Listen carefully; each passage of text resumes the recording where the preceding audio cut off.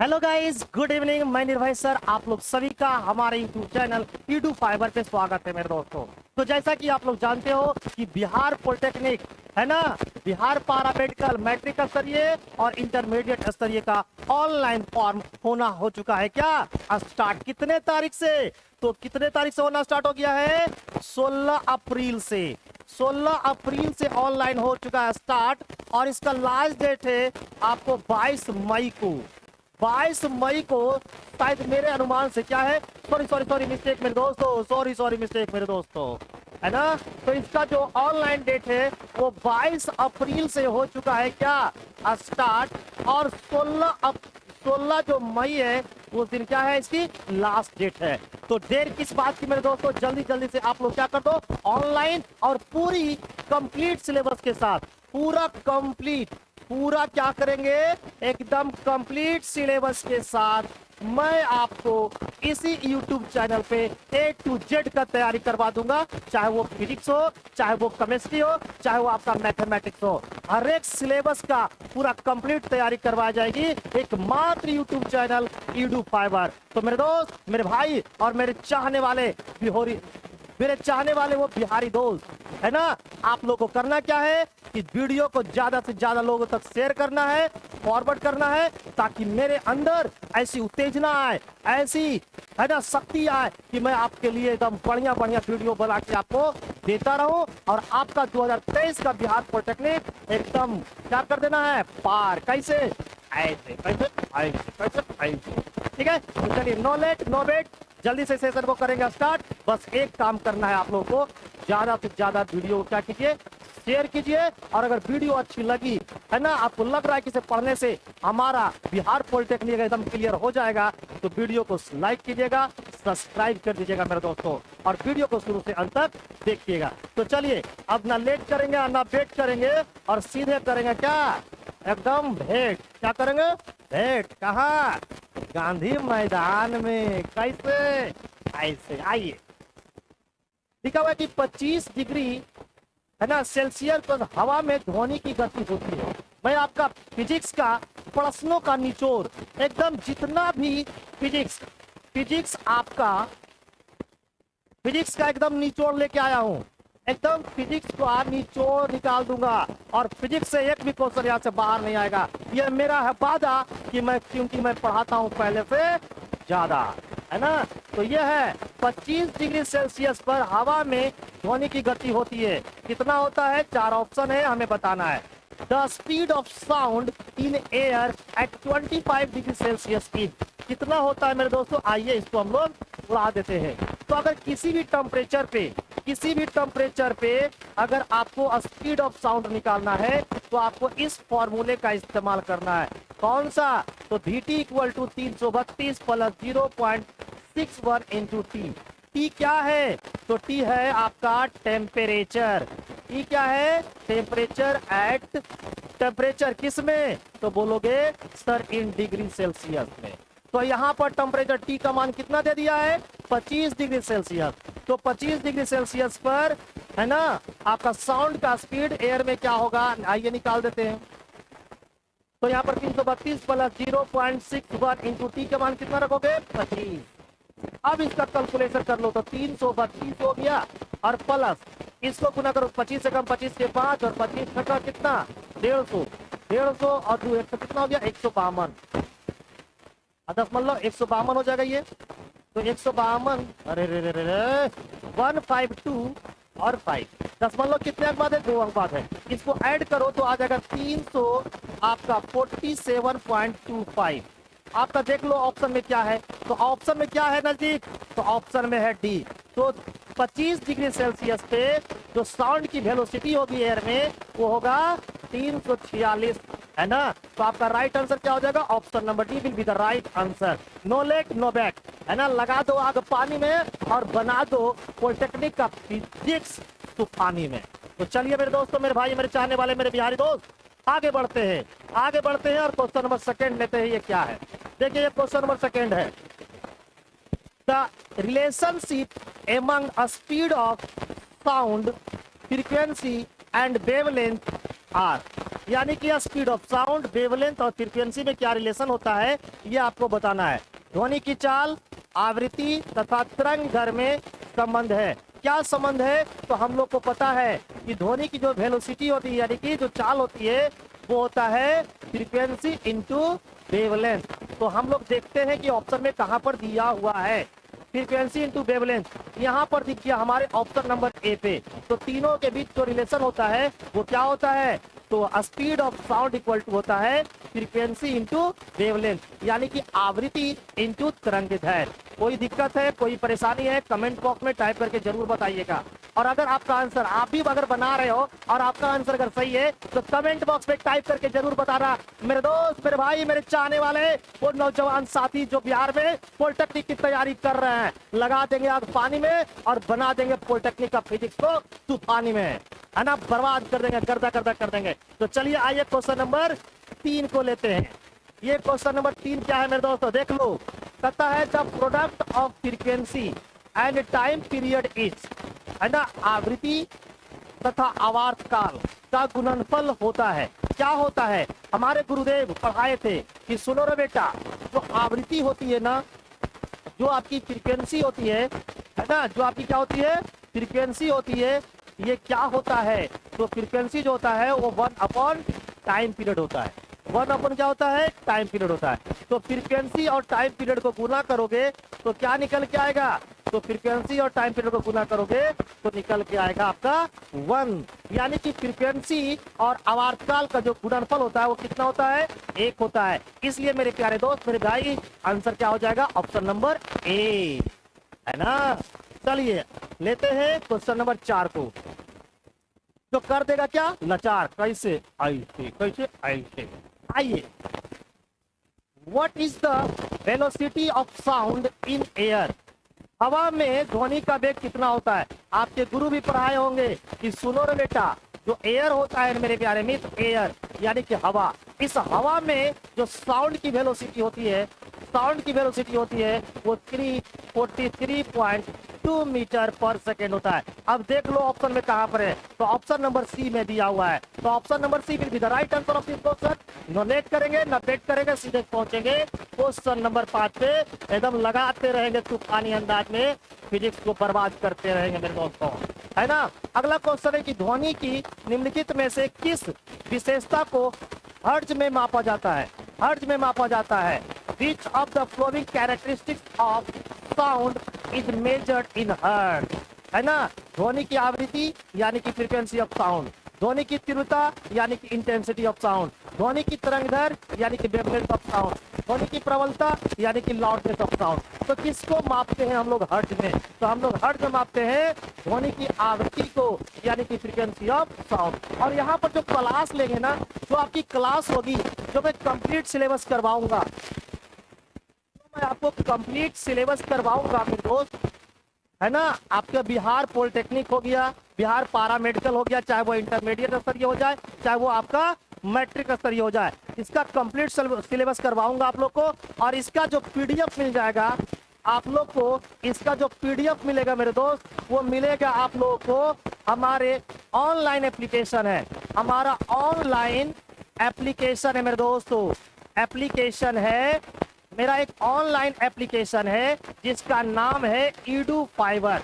इसको क्या कीजिएगा, प्ले स्टोर पे जाकर इंस्टॉल कर लीजिएगा। और यहाँ पर जो भी पढ़ाया जाएगा आंसर सहित, यहाँ पर जो भी पढ़ाया जाएगा आंसर सहित आपको इस ऐप पर क्या हो जाएगा, आपको मिल जाएगा। तो देर किस बात की मेरे दोस्तों, जल्दी जल्दी से इस ऐप को इंस्टॉल करो और पीडीएफ को पाओ। जल्दी जल्दी से इस ऐप को इंस्टॉल करो और पीडीएफ को पाओ। कैसे? तो विद आंसर सहित, तभी तो लगाओगे आगे पानी में और बनाओगे पॉलिटेक्निक का फिजिक्स तूफानी में निर्भय सर के साथ, है ना। तो जल्दी जल्दी से इसको इंस्टॉल कर लेना। यहाँ पर कंप्लीट सिलेबस का आपको पीडीएफ मिलता चला जाएगा, जो भी आपको पढ़ाया जाएगा सबका पीडीएफ मिलेगा। किसी का पीडीएफ मैं अपने पास न रखूंगा यार दोस्तों, है ना। अपनी लाइफ और अपनी वाइफ के लिए एक भी चीज बचा के नहीं रखेंगे, सब कुछ तुमको डिलीवर कर देंगे अपनी जिंदगी का। बस आपका एक ही काम है कि वीडियो को ज्यादा से ज्यादा लोगों तक क्या करो, शेयर करो, फॉरवर्ड करो, ताकि मेरे अंदर एक ऐसी साहस आए कि मैं तुम्हें कंप्लीट सिलेबस करवा पाऊं मेरे दोस्तों। तो ना लेट करना ना वेट करना, तुम्हारा काम है वीडियो को शुरू से अंत तक देखना और ज्यादा से ज्यादा लोगों तक क्या करना, पहुंचा देना मेरे दोस्तों, है ना। तो मैं टारगेट देता हूं जितने बच्चे देख रहे हैं सभी लोग कम से कम 20 लोगों को शेयर करेंगे कल, है ना। सभी लोग कम से कम 20 लोगों को शेयर करेंगे, अगली दिन मैं देखना चाहता हूं। चलिए अगला question, question number 6। Question number 6 क्या बोल रहा है कि an audible range of sound for humans is, मनुष्य के लिए ध्वनि की श्रवण सीमा क्या है।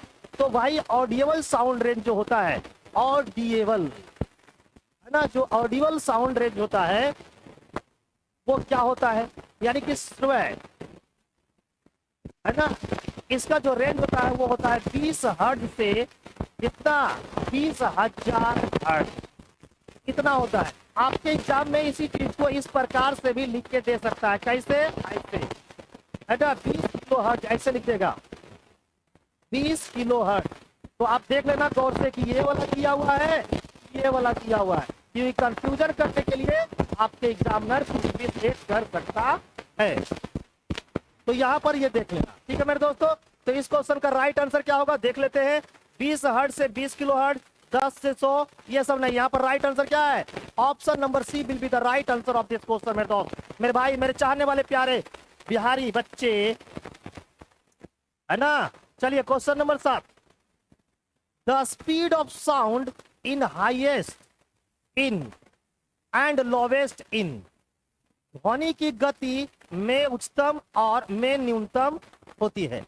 मैं मेरे दोस्तों मैं आपको बताना चाहता हूं कि ये रहा साउंड, साउंड की जो गति है वो होता है मैक्सिमम, किसमें मैक्सिमम होता है और किसमें मिनिमम होता है, मैं आपको इज्जत के साथ बताना चाहता हूं। कैसे बताना चाहता हूं, इज्जत के साथ, कैसे, एकदम इज्जत के साथ। आओ देखते क्या हो, अरे देखो ना, इज्जत से बता रहे हैं, है ना। तो मैक्सिमम, मैक्सिमम किस में होता है, तो सॉलिड में, और मिनिमम किस में होता है, एयर में, है ना। मैक्सिमम का मतलब होता है अधिकतम, मैक्सिमम का मतलब होता है अधिकतम, है ना, और मिनिमम का मतलब होता है न्यूनतम।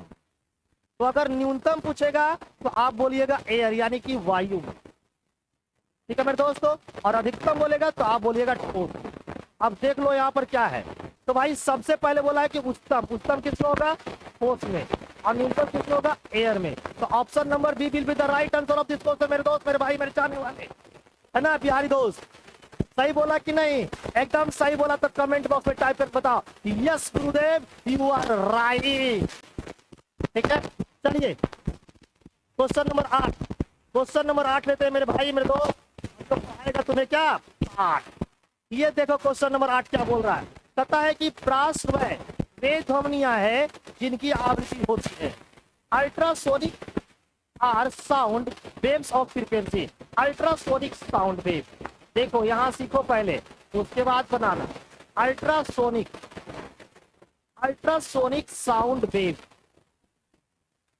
है ना, यानी कि इसका मतलब होता है प्राश्रव्य, है ना, ध्वनि तरंग।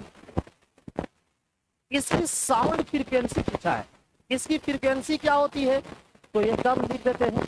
इसकी फ्रीक्वेंसी जो होता है मेरे दोस्त वो 20,000 हर्ट्ज से क्या होती है, 20,000 हर्ट्ज से अधिक होती है।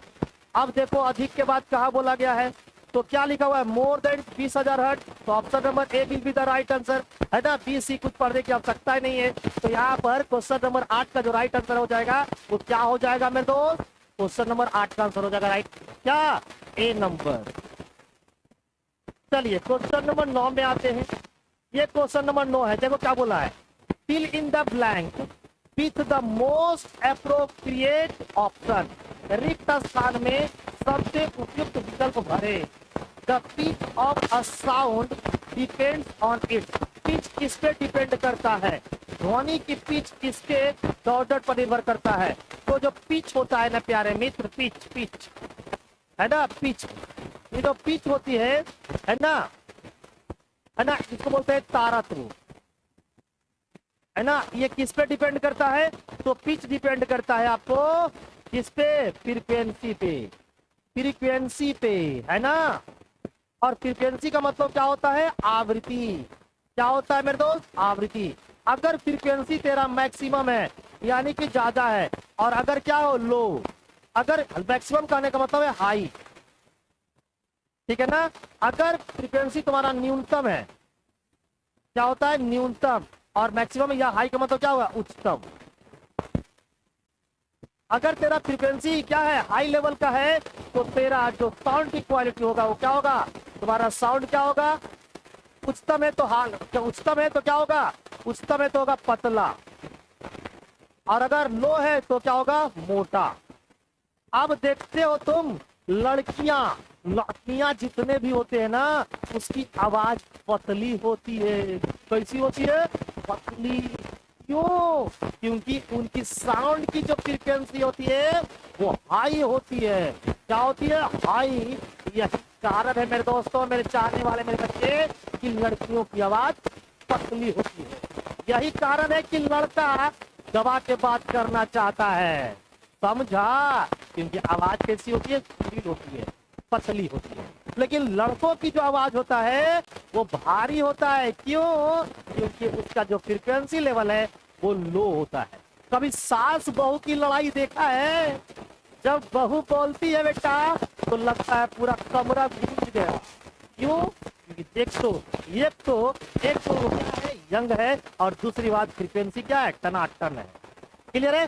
तो याद रखना कि ध्वनि की जो पिच है वो किस पे डिपेंड करती है? उसकी फ्रीक्वेंसी पर। यानी कि option number A will be the right answer में दोस्तों। चलिए क्वेश्चन नंबर 10। क्वेश्चन नंबर 10 बोलता है कि decimal unit is used to measure. Decibel इकाई का प्रयोग किया जाता है किसके लिए? तो भाई लाइट इंटेंसिटी के लिए, साउंड इंटेंसिटी के लिए, मैग्नीट्यूड ऑफ अर्थक्वेक, या नन ऑफ द अबव। है ना? प्रकाश की तीव्रता मापने में, ध्वनि की तीव्रता मापने में, भूकंप की कांतिमान मापने में, या उपयुक्त में से कोई नहीं। तो इसका राइट आंसर होगा क्या? डेसिबल जो यूज किया जाता है वो साउंड की इंटेंसिटी मापने के लिए करते हैं, इसलिए क्वेश्चन नंबर जो है 10 उसका राइट आंसर हो जाएगा बी। तो मेरे दोस्त, मेरे भाई, मेरे चाहने वाले, कमेंट करो मजा आ रहा है कि नहीं। अगर मजा आ रहा है तुम्हें तो कमेंट करो, और तुम बताओ कि क्या तुमको डेली इसी तरीका का क्लास चाहिए। जब तक कि बिहार पॉलिटेक्निक का एग्जाम नहीं होता है तुम्हें क्या इसी तरह का क्लास चाहिए? और अगर चाहिए तो कमेंट बॉक्स में टाइप करके बताओ, यस गुरुदेव आप इसी तरीका से क्लास दो, इसी तरीका से पीडीएफ दो, मेरा बेड़ा पार करो, मेरा बेड़ा पार करो। जल्दी से कमेंट बॉक्स में टाइप करके बताओ। चलिए क्वेश्चन नंबर 11 पे आते हैं। ये क्वेश्चन नंबर 11 है भाई, व्हाट इज द, कहता है कि what is the decibel level of sound produced by two person in conversation. जब दो लोग आपस में बात करते हैं तब कितने डेसिबल ध्वनि उत्पन्न होती है? About 5 decibel, about 10 decibel, about 30 decibel, about 100 decibel. लगभग 5 डेसिबल, लगभग 10 डेसिबल, लगभग 30 डेसिबल, लगभग 100 डेसिबल। तो मेरे दोस्त, मेरे भाई, मेरे चाहने वाले, जब दो लोग चिपक के बात करते, कैसे चिपक के, तो जानते हो 30 डेसिबल साउंड का प्रोड्यूसर होता है। कितने का? 30 डेसिबल साउंड का। तो जो जनरल कन्वर्सेशन होती है, जो सामान्य तौर पे जो हम लोग बात करते हैं, उसके जो साउंड लेवल होते हैं वो लगभग 30 डेसिबल का होता है। इसलिए इसका जो राइट आंसर होगा वो option number C will be the right answer. आपके झारखंड, ये आपके जो बिहार पॉलिटेक्निक है ना मेरे दोस्तों, उसमें आपका इस टाइप के क्वेश्चन कितने बार पूछे गए हैं मत कहो, है ना। तो मेरे चैनल पे जाइएगा और वीडियो को दबा के देखिएगा। वीडियो अच्छा लगे तो बेटा शेयर कर देना है, लाइक कर देना है, और जो टारगेट दिया है तुम्हें कि डेली, है ना, टारगेट तुम्हारा है कि कम से कम 10 बच्चे को, 20 बच्चे को शेयर कर दो मेरे दोस्तों। आइए, what should be the minimum distance between the source of sound and the reflecting surface to hear a clear echo? तथा स्पष्ट प्रतिध्वनि सुनने के लिए ध्वनि के स्रोत तथा प्रावर्तक सतह के बीच की न्यूनतम दूरी कितनी होनी चाहिए? तो आप लोग सभी को पता है कि साउंड सोर्स और रिफ्लेक्टेड सोर्स एक क्लियर इको सुनने के लिए, क्लियर इको सुनने के लिए, अगर आप चाहते हो कि हम दम क्लियर इको सुने, है ना, क्लियर इको सुनने के लिए सोर्स, क्या मेरे दोस्त, सोर्स, और क्या हुआ, रिफ्लेक्टेड सरफेस, रिफ्लेक्टेड सरफेस, है ना। क्लियर ई को सुनने के लिए जो सोर्स होता है, यानी कि जो स्रोत होता है, और जो आपका परावर्तक, परावर्तक सतह होती है, इनके बीच का जो न्यूनतम दूर होता है वो 17.2 मीटर होता है। कितना होता है? 17.2 मीटर, यानी कि option number A will be the right option. और अगर टाइम का पूछता, अगर टाइम इंटरवल पूछा जाता कि मुझे क्लियर ई को सुनना है, तो बताइए कि, है ना, समय दो साउंड लेवल का क्या इंटरवल होनी चाहिए, है ना। अगर समय अंतराल पूछता, समय अंतराल पूछता मेरे दोस्त, तो हो जाता 0.1 सेकेंड का, या इसी चीज को लिखा जा सकता है 1/10 सेकेंड का। क्लियर है? अगर आप चाहते हो कि एकदम स्पष्ट प्रतिध्वनि सुनाई दे, तो भाई साउंड के बीच का जो गैपिंग होना चाहिए वो 0.1 सेकेंड का होना चाहिए, है ना। अगर आप चाहते हो कि स्पष्ट प्रतिध्वनि सुनाई दे, तो साउंड सोर्स, यानी साउंड की जो स्रोत है और जो रिफ्लेक्टेड सरफेस है, उसकी बीच की जो न्यूनतम दूरी होनी चाहिए वो 17.2 मीटर का होना चाहिए। तो मेरे दोस्त, मेरे भाई और मेरे चाहने वाले बच्चे, जितने भी बिहार पॉलिटेक्निक का तैयारी करना चाहते हैं, कमेंट बॉक्स में टाइप कर दो कि क्या तुम्हें इसी टाइप का वीडियो चाहिए, और क्या जो भी मैं पढ़ाऊंगा क्या उसका पीडीएफ चाहिए विथ आंसर शीट। अगर चाहिए तो कमेंट बॉक्स में टाइप कर देना। और इसका जो पीडीएफ है वो, है ना, इसका जो पीडीएफ है मेरे दोस्त, ये आपको मिल जाएगा कहां पर? तो मैंने बताया था ईडू फाइबर, है ना। ईडू फाइबर हमारा ऐप है, इसे आप क्या कर लेना, प्ले स्टोर से जाकर इंस्टॉल कर लेना।